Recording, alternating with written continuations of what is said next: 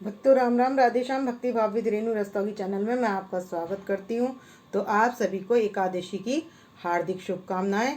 तो इस महीने में पढ़ने वाली हैं 3 एकादशी, यानी कि एक तारीख को जो एकादशी गई थी वो बैसाख मास की शुक्ल पक्ष की एकादशी थी। और अब जो आएगी दो जेठ मास की, बैसाख के बाद जेठ महीना आता है, तो जेठ महीने की कृष्ण पक्ष की एकादशी का नाम है अपरा एकादशी। और जेठ महीने के शुक्ल पक्ष की एकादशी का नाम है निर्जला एकादशी। तो निर्जला एकादशी 31 तारीख की है। और जेठ महीने की कृष्ण पक्ष की एकादशी का नाम अपरा एकादशी, वो 15 तारीख की है, दिन सोमवार है। तो आप सभी पहले सबके दर्शन कर लीजिए। तो मैंने गणेश जी को तिल का आसन देकर उनको पधार दिया है और पुष्प सबके पास मैंने लगा दिए हैं। और लड्डू गोपाल जी को मैंने तुलसी की माला, दोनों को तुलसी की माला पहना दी है और इनको बांसुरी लगा दी है। दोनों ने तुलसी की माला पहन ली और तीनों को पहना दिया मैंने फूलों का हार। और यहाँ हमारी ये है गौ माता, तो इनके भी दर्शन कर लीजिए। और इस व्रत में किसकी पूजा होती है? इसमें होती है विष्णु भगवान जी की। लक्ष्मी जी जो चरण दबा रही हों, तो ऐसे विष्णु भगवान जी की जो क्षीर सागर में निवास करते हैं, तो उनकी होती है इस व्रत में विष्णु भगवान की पूजा। और हमने कर ली है सबसे पहले कलश की स्थापना। तो ये मैंने कलश ले लिया है, इस पर नारियल स्थापित कर लिया है। और इस पे मैंने अशोक के पत्ते अभी नहीं लगाए। आप 5 अशोक के पत्ते चंदन का तिलक लगाकर और रोली का तिलक लगाकर उनको विराजमान कर लें। उस पर नारियल भी रख सकते हैं। और यहाँ पर उनके पास सीधे हाथ की तरफ एक अखंड दीप भी जला सकते हैं। बड़ी बड़ी एकादशी तो वैसे ही तिथियों में बड़ी होती है, और व्रतों में बड़ा व्रत जो होता है वो एकादशी का कहलाता है। तो जैसे ये कहा जाता है सारे तीर्थ एक बार बार और गंगा सागर एक बार, ऐसे ही सारी तिथियों में पुण्य तिथि जो होती है वो कौन सी होती है? एकादशी होती है। और वो सब पापों का नाश करने वाली होती है। एकादशी में इतनी सामर्थ होती है कि वो हमारे सब तापों को हरने वाली होती है। और इस एकादशी के करने से कई 1000 वाजपेयी यज्ञ का फल भी प्राप्त होता है, समस्त दुखों का नाश भी होता है। तो अब मैं एकादशी के मुहूर्त के विषय में बात कर लेती हूँ। तो 15 तारीख के दिन सुबह मॉर्निंग में 2 बजे आ रही है एकादशी। तो वो पड़ रही है उदया तिथि में। तो हमने व्रत 15 तारीख को करना है और 16 तारीख की सुबह 1 बजे तक के बाद तक रहेगी हमारी एकादशी। तो 1 बजे के बाद मतलब 1:30 बजे हमारी लग जाएगी द्वादशी। तो द्वादशी का 6 घंटे हरिवासर के लगा लीजिए। तो आप 5:55 के बाद, यानी कि 6 बजे 5:55 के बाद शुभ मुहूर्त है पारायण का, और वो है 6:55 तक, 7:55 तक। तो आप उसका पारायण का टाइम ये है। और इसमें विशेष पूजा जो है रसीले फलों की होती है। तो हमें खीरा, ककड़ी, खरबूजा, ये इस तरीके के फल हमने रख लेने हैं और उससे हमने करनी है पूजा। तो गणेश जी को हम करा देंगे वाइट जनेऊ और धारण। तो मैं यहाँ गणेश जी को वाइट जनेऊ धारण करा रही हूँ।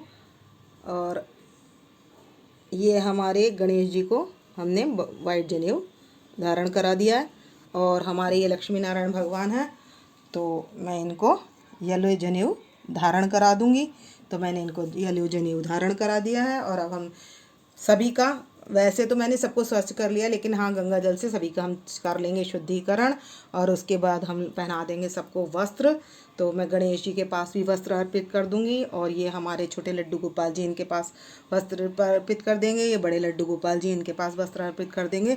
और ये हमारी राधा रानी है, तो इनके पास भी वस्त्र अर्पित कर देंगे। और ये हमारी गौ माता है, तो इनके पास भी हम वस्त्र अर्पित कर देंगे।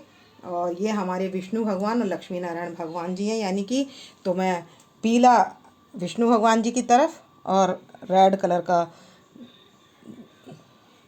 कलावा ये हम अपनी लक्ष्मी जी की तरफ अर्पित कर देंगे। और इसके बाद लगा देंगे हम तिलक।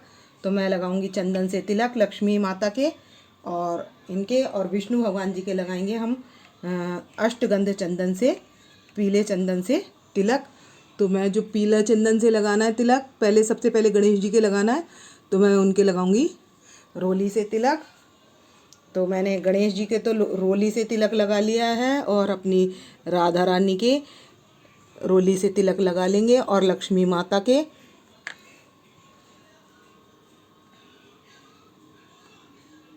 और अपनी गौ माता के हमने सबके लगा लिया रोली से तिलक, और विष्णु भगवान जी के हमने लगाया है चंदन से तिलक। तो ये हमारे छोटे लाला हैं, तो इनके भी हम चंदन से तिलक लगा लेंगे, और अपने लड्डू गोपाल जी के भी चंदन से तिलक लगा लेंगे। और ये हमारी है एकादशी की बुक, तो हम इनका भी हम तिलक लगा देंगे, वस्त्र अर्पित कर देंगे। तो मैंने सभी को लगा लिया तिलक और वस्त्र। तो मैंने ये ले लिया है भक्तों गुलाल और अबीर, ये लगा लिया पुष्प पर, और मैं अर्पण कर दूंगी गणेश जी के पास गुलाल और अबीर का पुष्प। तो मैंने सभी के पास पुष्प अर्पित कर दिए। राधा रानी के पास मैंने वाइट पुष्प के ऊपर गुलाब का पुष्प अर्पित कर दिया है। अगर आपको कमल का पुष्प मिल जाए तो आप कमल का पुष्प भी अर्पित कर सकते हैं। तो और यहाँ पर हमारी लक्ष्मी जी हैं, तो जैसे मैंने राधा रानी को अर्पित किया वाइट पुष्प के ऊपर गुलाब का पुष्प, इसी तरीके से मैं इनको भी अर्पित कर दूंगी वाइट पुष्प पर गुलाब का पुष्प। और मैंने यहाँ पर सभी को पुष्प अर्पित कर दिया है। और यह है एकादशी की व्रत की कथा, महात्म की कथा की किताब। तो मैंने इस पर भी तिलक लगा लिया है और वस्त्र पहना दिए हैं और इनके चरणों में पुष्प रख दिया है। तो मैंने इनका भी पूजन कर लिया है। तो अब क्या करेंगे हम, अब जो है ये एकादशी के विषय में, एकादशी क्या है, कौन सी एकादशी है उसके विषय में। तो एकादशी के व्रत के विषय में बात करने से पहले हम कर देंगे इनके पास फल अर्पित। तो हम विष्णु भगवान जी के पास अर्पित करेंगे खीरा, और लक्ष्मी जी के पास करेंगे लाल फल, और हम राधा रानी के पास भी हम लाल फल भोग लगा देंगे इनको। और हम ये हैं हमारी गौ माता, तो इनको भी हम फल अर्पित कर देंगे। और गणेश जी को सभी को हम कर देंगे फल अर्पित। तो मैंने सभी को कर देने फल अर्पित। तो 13 तारीख को लास्ट है चंदन की सेवा। तो चंदन की सेवा करने के लिए मैंने ये चंदन का लड्डू और तुलसी पत्र इनके पास रख दिया है, और ये मिश्री रख दी है, और ये है चंदन का इत्र।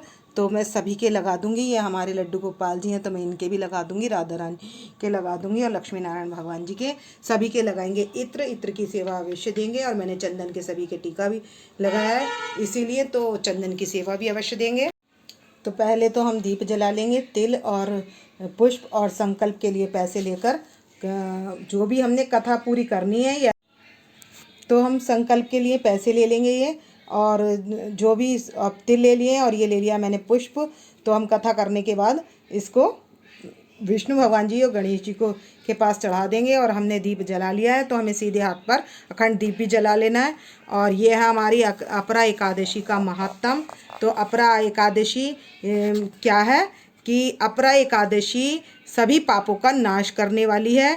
और जो हमने जैसे झूठ बोलना, असत्य भाषण करना, या जो भी बड़े बड़े पाप किए हैं वो इस एकादशी के करने से दूर हो जाते हैं। और जो लोग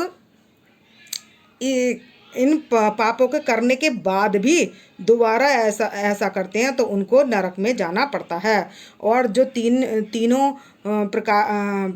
जो फल तीनों पुष्करों के स्नान करने से मिलता है, और कार्तिक मास में स्नान करने से मिलता है, गंगा जी से में नहाने से मिलता है, और पितरों का पिंडदान करने से मिलता है। वो फल भी अपरा एकादशी के व्रत करने से मिल जाता है। और बृहस्पतिवार के दिन गोमती नदी में स्नान करने से, और केदारनाथ जी के दर्शन करने से, बद्रिकाश्रम में रहने से, और सूर्य ग्रहण और कुरुक्षेत्र में स्नान करने से जो फल मिलता है वो इस एकादशी के व्रत के प्रभाव से मिल जाता है। तो ये एकादशी, और घोड़े स्वर्ण दान करने से और गऊ दान करने से इन सब से जितना भी फल मिलता है वो इसी एकादशी के व्रत के प्रभाव से मिल जाता है। और ये एकादशी पाप रूपी वृक्षों को काटने में कुल्हाड़ी के समान है। तो ये इस व्रत को अवश्य करना चाहिए। और जिनको अगर व्रत करना है तो वो निर्जला एकादशी से व्रत भी शुरू कर सकते हैं। तो ये अपरा एकादशी स्वर्ग और मोक्ष को प्रदान करने वाली भी है। तो ये बहुत लाभकारी है और बहुत पुण्य प्रदान करने वाली है। तो अब कथा समाप्त, मैंने कथा पूरी नहीं कही है। जो फल मिलता है इसका वही मैंने इसमें आपके साथ शेयर किया है। और ये आप कथा बुक में से पूरी पढ़ लें, और उसके बाद ये जो संकल्प के पैसे और ये कथा के बाद गणेश जी के पास अर्पित कर सकते हैं या विष्णु भगवान जी के पास अर्पित कर सकते हैं। तो कथा के बाद ले लेंगे हम 24 एकादशियों के नाम, 26 एकादशियों के नाम। तो उनके नाम लेने भी अवश्य होते हैं, क्योंकि एकादशी के नाम लेने से नाम का बड़ा महत्व होता है एकादशी के दिन। तो इसलिए हम ले लेंगे 26 एकादशियों के नाम, और उसके बाद हम कर लेंगे आरती।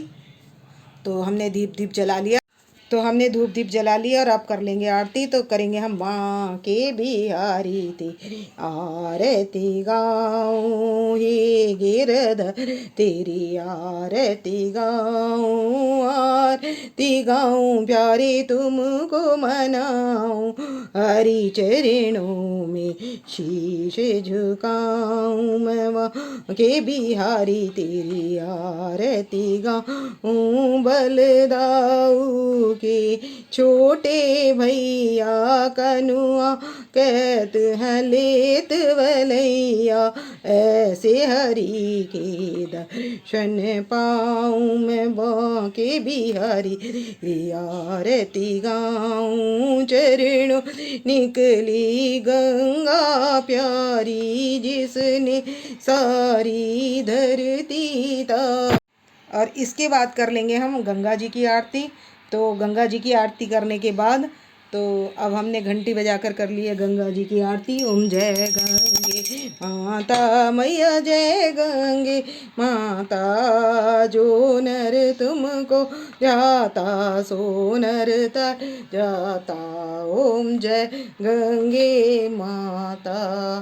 तो हमारी आरती हो चुकी है गंगा जी की। गंगा जी की आरती के बाद शंख के जल से जोत ठंडी कर लेंगे और सभी देवताओं को दे देंगे। उसके बाद कर लेंगे पुष्पांजलि अर्पण करूं, ग्रहण वरो महाराज, कृपा दृष्टि अवलोकिए, शरण पड़े की लाज। तो जो हमने हाथ में पुष्प ले रखा है वो पुष्प हम विष्णु भगवान जी के पास अर्पित कर देंगे और क्षमा मांग लेंगे। कर्पूरी गौरम करुणावतारम संसारी सारम भुजगेन्द्रहारम, सदा वसंतम हृदयारविंदे भवम भवामी सहितम नमामि। तो आपको यदि मेरी वीडियो पसंद आए तो प्लीज़ लाइक करें, सब्सक्राइब करें और शेयर करना ना भूलें। भक्तों राम राम, राधे श्याम। और आप अपने आपके लड्डू गोपाल जी एकादशी पर कैसे लग रहे हैं तो उनके विषय में कमेंट कीजिए और बताइए आपको कैसे लग रहे हैं।